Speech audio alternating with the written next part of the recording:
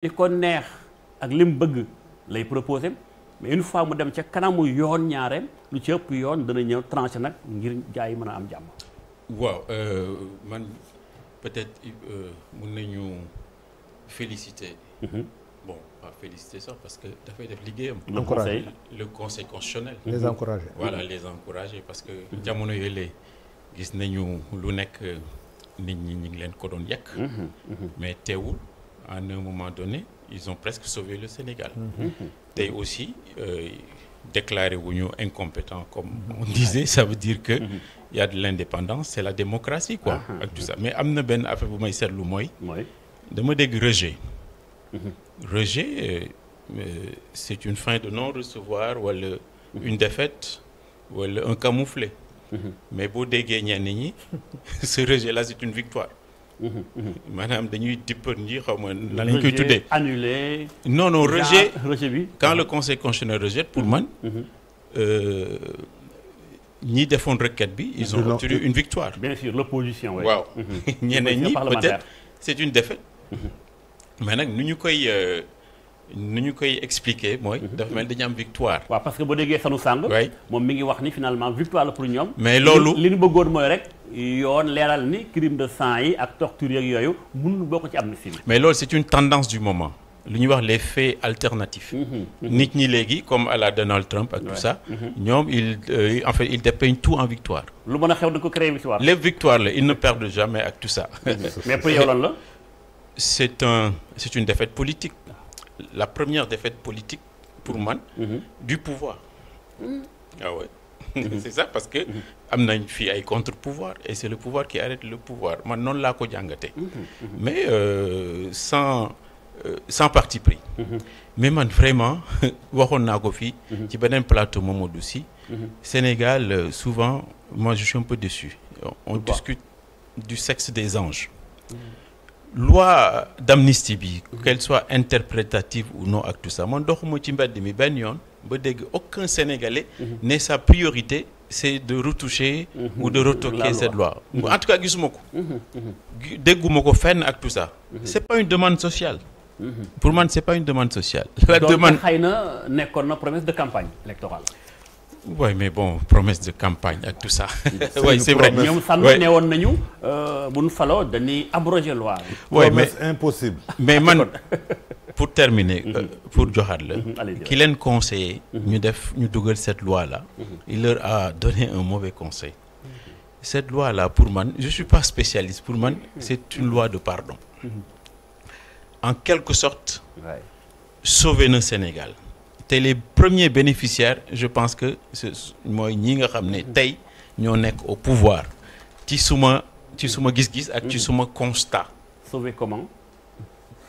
mais l'amnistie a sauvé le Sénégal xanaa gisoo au début pëcc bu ñu nekkoon ak tout ça yooyu yëpp quel que soit mais il y a des morts des tortures des pyromanies ak tout ça oui c'est ça mais conseil constitutionnel lu mu wax tey ak tout ça pour man daf ñu ne il faut aller de l'avant te ñu bàyyi remuer le couteau dans la plaie waaye loi d'amnistie bi les gens en ont marre ils veulent passer à autre chose dañu bëgg avancer Sénégalais ils sont paupérisés ak tout ça ils mangent pas bien ils sont désargentés amuñu xaalis amuñu dara ak tout ça mais ce sont ça les priorités et les urgences beneen demande nationale l'histoire du Covid là ak tout ça yooyu c'est une demande nationale mais amnistie dajuma kenn aucun Sénégalais bu ma ne c'est ma priorité ma priorité c'est la qualité de vie c'est améliorer ak yu demee noonu ak ñii nekk ci nguur gi ñoom sanu je crois ak tout ça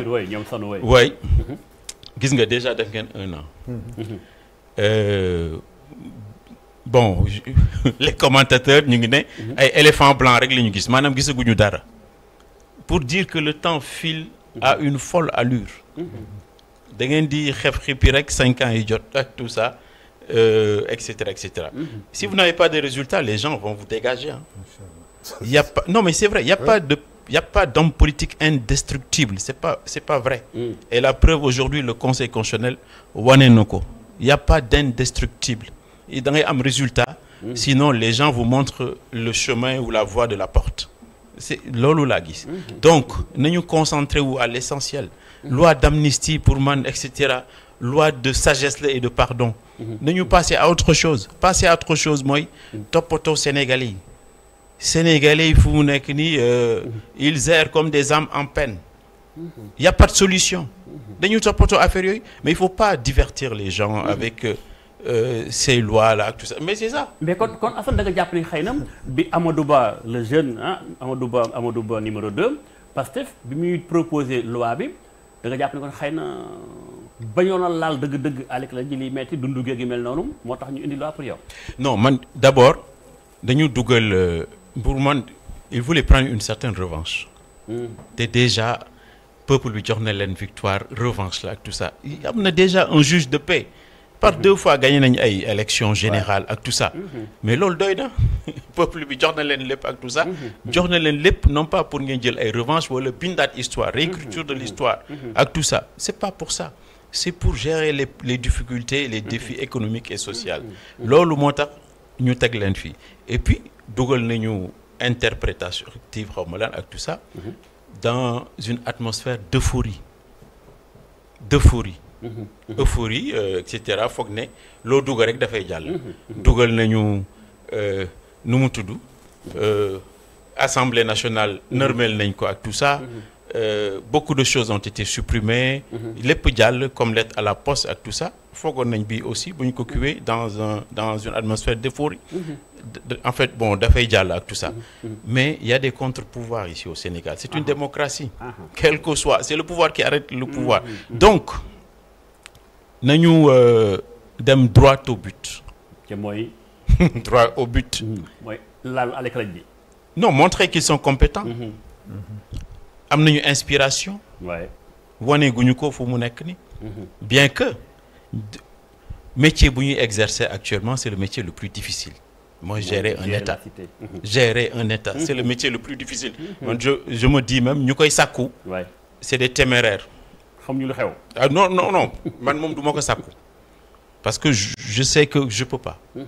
surtout dans le contexte du Sénégal qui est alambiqué difficile ak tout ça affaire yi pëccoxoo dafa jaxasoo nit ñi ils font leur propre loi ak tout ça tu vois les transporteurs ak tout ça ay voies de fait et cetera yooyu ce sont nos défis les difficultés là c'est pas ay amnistie dafa apaiser les cœurs pour man nañu jóge ci loolu vous allez perdre un temps fou avec ça. mais dana am ku naa la Assane mais kon li fi xew 2021 2024 ay 80 et quelques personnes ñàkk seen bakkan. ay alal yàqu fi ñi ami gaañu ñàkk seen bët ñàkk seen tànk loolu kon léegi nag